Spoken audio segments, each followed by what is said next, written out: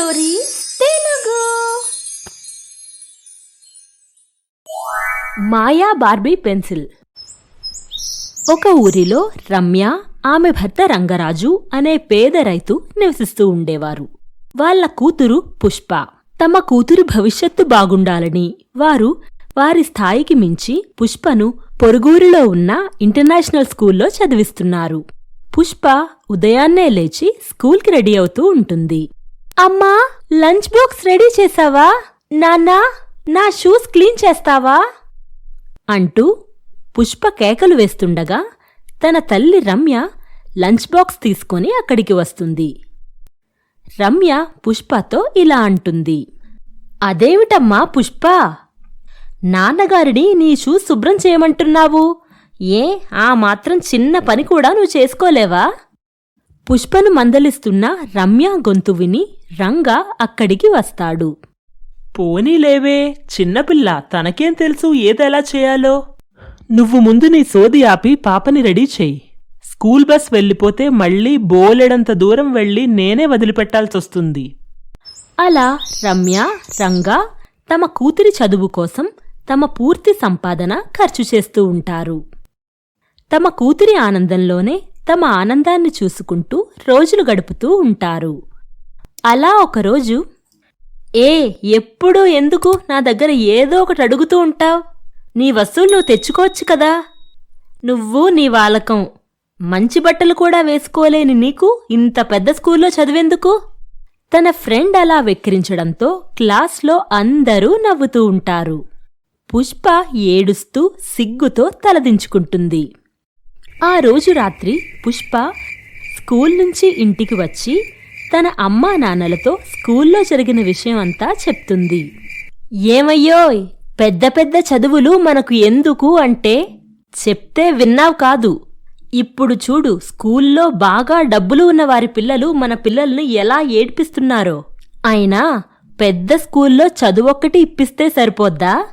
దానికి తగ్గట్టు అన్నీ ఉండాలి. ఇంత చిన్న విషయానికి ఎందుకే అలా అంటున్నావ్? నా కూతురు పల్లెటూరి బైతులా కాకూడదే. బాగా చదువుకొని నలుగురికి ఉపయోగపడే పనులు చేయాలి. నోరు మూసుకొని పడుకో అంటూ రంగా తన భార్యను కసురుకుంటాడు. దాంతో రమ్య మూతి ముడుచుకొని నిద్రపోతుంది. మరుసటి రోజు ఉదయాన్నే పుష్ప రోజూలాగే స్కూల్కి వెళ్లడానికి రెడీ అవుతుంది. అప్పుడు రంగా, పుష్ప, ఇదిగో ఈ బాక్స్ తీసుకో. ఇందులో నీకు కావలసినవన్నీ ఉన్నాయి. నీకేం కావాలన్నా ఈ నాన్నని అడుగు, సరేనా? హాయ్, థ్యాంక్యూ నాన్నా, మా మంచి నాన్న.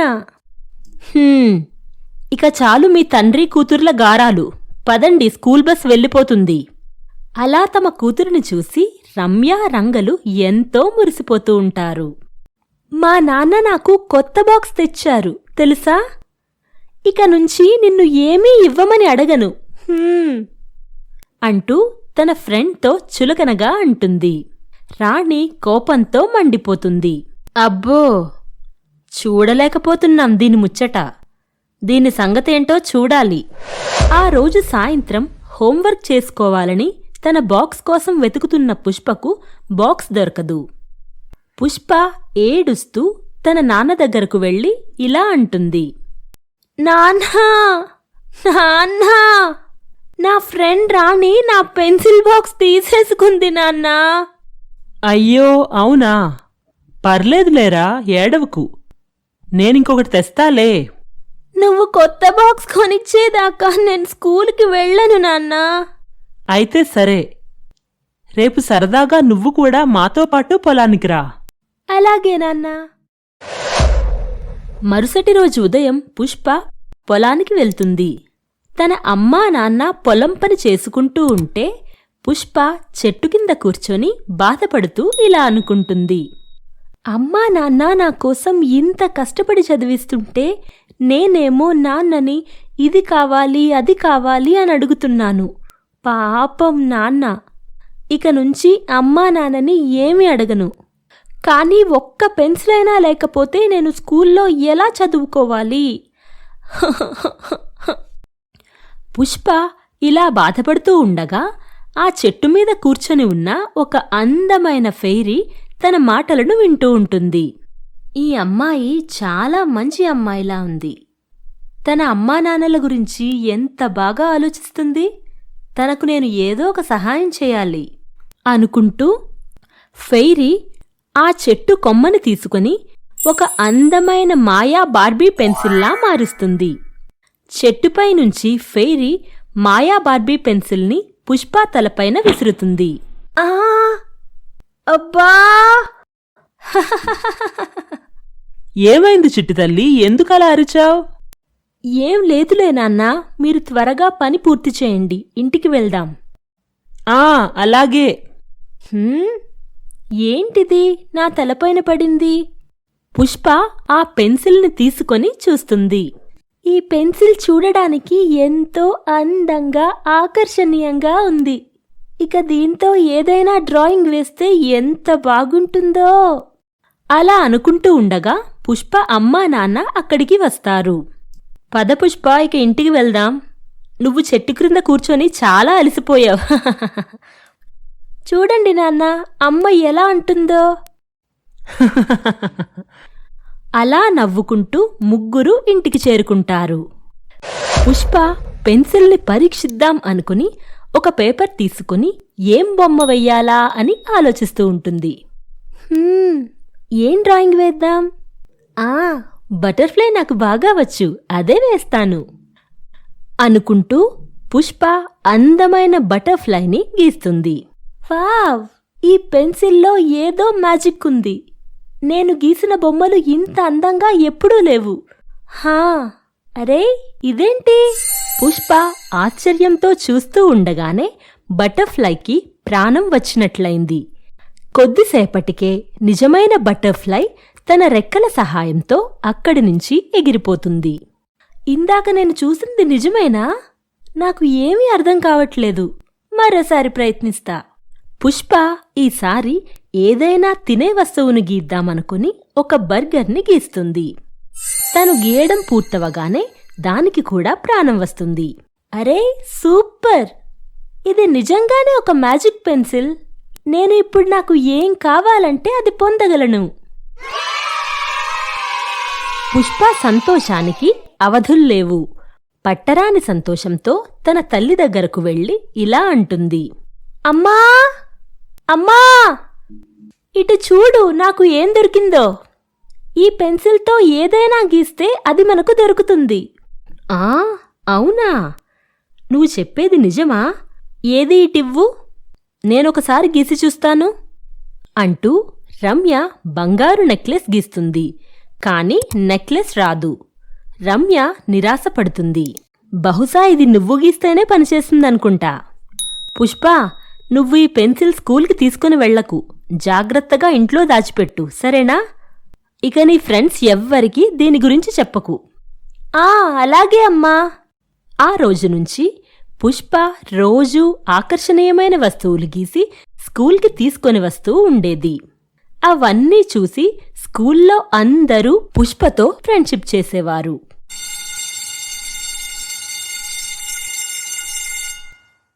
పుష్ప, నాకు ఈ స్మార్ట్ వాచ్ ఇవ్వు. ఒక్కసారి పెట్టుకొని చూస్తాను. ఒకసారి ఎందుకు సౌమ్య? ఈ వాచ్ నీకు కావాలంటే నువ్వే తీసేసుకో. థ్యాంక్ యూ పుష్ప, నువ్వు ఎంత మంచిదానివి. వీరి మాటలు వింటున్న రాణి తన మనసులో ఇలా అనుకుంటుంది. చాలా రోజుల్నుంచి గమనిస్తున్నా, ఈ బిచ్చగత్తె రోజూ ఒక కొత్త వస్తువు తీసుకొస్తుంది. సడన్గా ఇంత డబ్బు ఎక్కడ్నుంచి వస్తుంది? అసలు సంగతేంటో ఈరోజే కనిపెట్టాలి. లేకపోతే ఇక ఈ స్కూల్లో నాకు ఫ్రెండ్స్ ఎవ్వరూ ఉండరు. స్కూల్ అయిపోయాక రాణి పుష్ప ఇంటి దగ్గరకు వెళ్ళి ఒక చెట్టు దగ్గర దాక్కొని చూస్తూ ఉంటుంది. అప్పుడే పుష్ప ఇంటి బయట కూర్చొని మాయా బార్బీ పెన్సిల్ సహాయంతో తన కోసం స్నాక్స్ గీస్తూ ఉంటుంది. కాసేపటికి స్నాక్స్ ప్రత్యక్షం కావడం చూసిన రాణి ఆశ్చర్యపోతుంది. ఓహో, ఇదా అసలు విషయం. ఎలాగైనా ఆ పెన్సిల్ని దొంగలించాలి. పుష్ప స్నాక్స్ తింటూ ఉండగా రమ్య పిలుస్తుంది.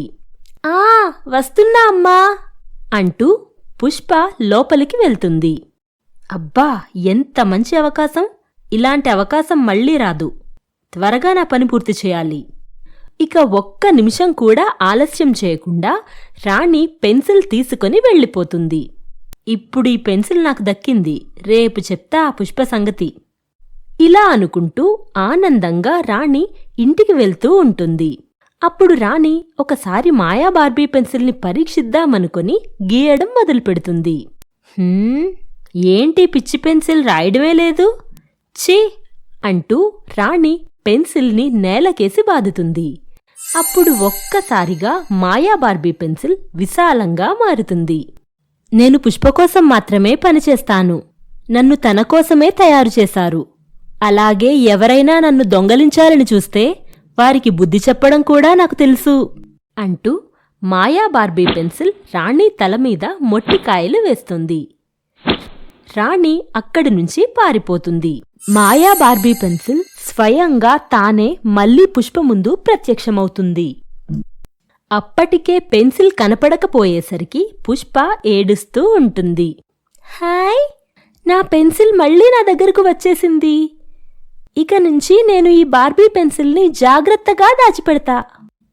ఇక ఆ రోజు నుంచి పెన్సిల్ని జాగ్రత్తగా చూసుకుంటూ పుష్ప తన అమ్మా నాన్నలతో మాయా బార్బీ పెన్సిల్ సహాయంతో ఎంతో సంతోషంగా జీవిస్తూ ఉంటుంది. బుజ్జి పిల్లలు, ఈ కథ మీకు నచ్చితే స్టార్ స్టోరీస్ తెలుగు ఛానల్ని లైక్, షేర్, కామెంట్ మరియు సబ్స్క్రైబ్ చేయడం మర్చిపోకండి. Bye bye.